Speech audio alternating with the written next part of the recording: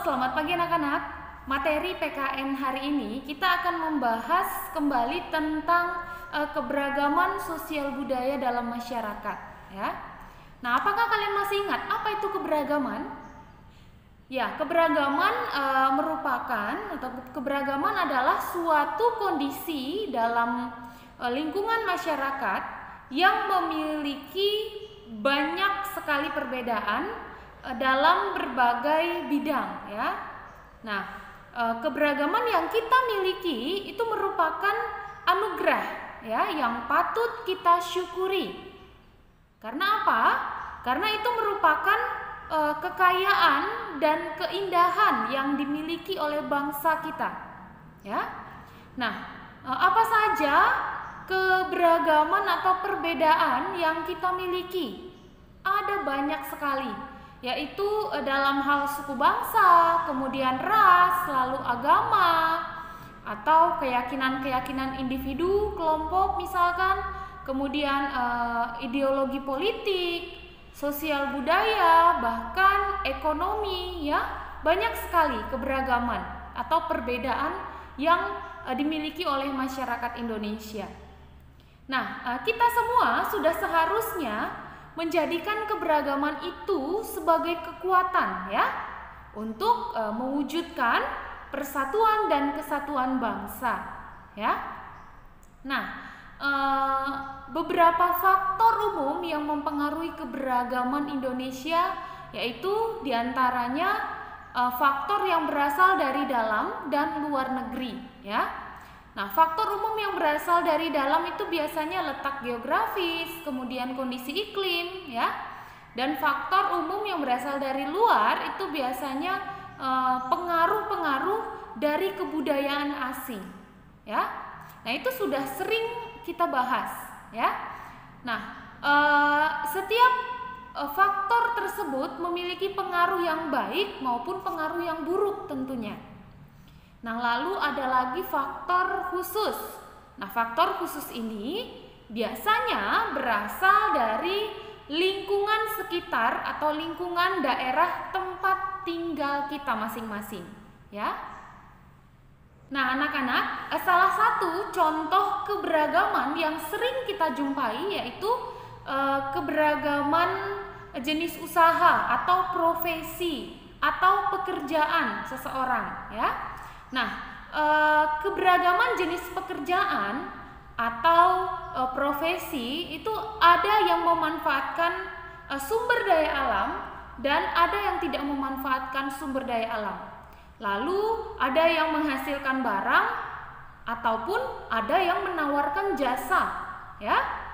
Nah, dengan adanya berbagai jenis pekerjaan atau profesi tersebut atau jenis usaha tersebut biasanya akan menimbulkan rasa persaingan antar individu maupun antar kelompok, ya. Nah, meskipun demikian kita patut menghargai berbagai profesi atau pekerjaan tersebut, ya. Atau misalkan kita juga patut saling mendukung setiap usaha yang dilakukan oleh setiap orang di sekitar kita, ya. Nah, mengapa demikian? Karena jenis usaha atau jenis pekerjaan masing-masing individu itu memiliki perannya masing-masing, ya, atau memiliki tugasnya masing-masing, ya. Nah, itu semua akan berdampak dalam kehidupan masyarakat, ya. Nah, ada beberapa contoh pekerjaan yang biasa kita jumpai, ya. Nah, seperti misalkan petani, ya.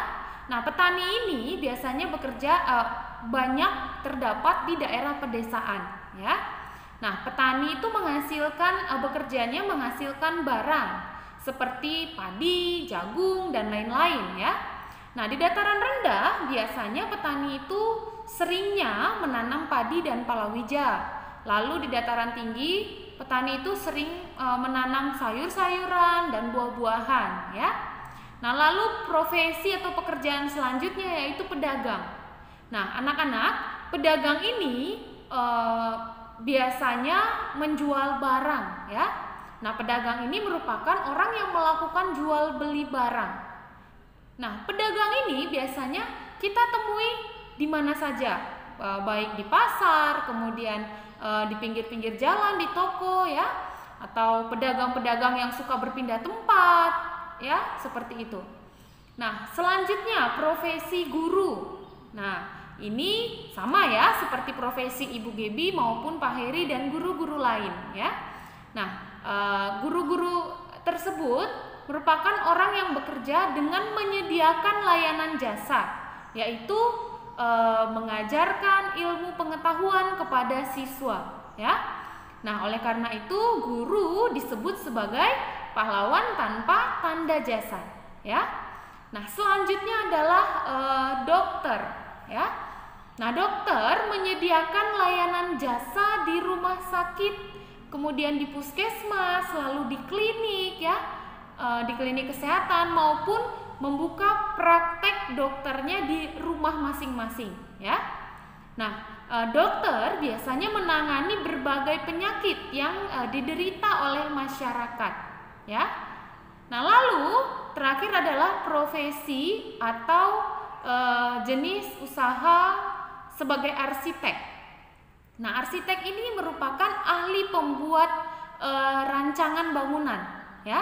Biasanya di kota-kota besar, arsitek ini sangat dibutuhkan bagi pengusaha-pengusaha yang ingin membangun tempat usahanya atau bangunan-bangunan tinggi ya, seperti itu. Jadi arsitek ini menjual layanan jasanya membuat gambar arsitek ya, membuat gambar arsitektur yang diperlukan oleh masyarakat atau pengusaha-pengusaha ya. Biasanya juga orang-orang yang ingin membangun rumah yang besar ya, biasanya membutuhkan jasa arsitek ya, seperti itu. Nah, lalu selanjutnya selain keberagaman jenis usaha, ada juga keberagaman sosial yang sering kita jumpai, yaitu seperti di sekolah nih, misalkan ada keberagaman fisik, kemudian keberagaman agama, suku, dan lain sebagainya ya. Lalu misalkan di lingkungan rumah atau di lingkungan keluarga, itu biasanya kita menemui keberagaman sifat, kemudian hobi, keberagaman kebiasaan ya antar anggota keluarga. Nah, lalu di lingkungan masyarakat, biasanya kita menemui keberagaman agama, keberagaman suku, lalu keberagaman ekonomi. Misalkan ada yang berasal dari keluarga yang mampu, lalu ada yang berasal dari keluarga yang berkecukupan ya, misalkan seperti itu. Lalu ada berbagai keberagaman yang lainnya di lingkungan masyarakat. Nah, anak-anak, dengan adanya keberagaman jenis usaha tadi yang sudah Ibu jelaskan ya, dan adanya keberagaman sosial di lingkungan sekolah, keluarga maupun masyarakat ya, sudah seharusnya kita menciptakan persatuan dan kesatuan ya. Yaitu bagaimana caranya? Yaitu dengan tetap saling menjaga kerukunan ya, toleransi, saling membantu, saling mendukung usaha setiap orang ya, seperti itu. Kemudian tidak membeda-bedakan ya. Nah, dengan kita menjalankan itu semua, maka akan tercipta persatuan dan kesatuan di negara kita, Indonesia. Baik anak-anak, demikian dulu materi kita hari ini ya, tentang keberagaman sosial budaya masyarakat ya. Nah, pada pertemuan nanti selanjutnya juga akan Ibu bahas tentang keberagaman sosial budaya lainnya ya. Selamat mengerjakan tugas hari ini dan tetap semangat serta tetap jaga kesehatan kalian di rumah ya. Terima kasih.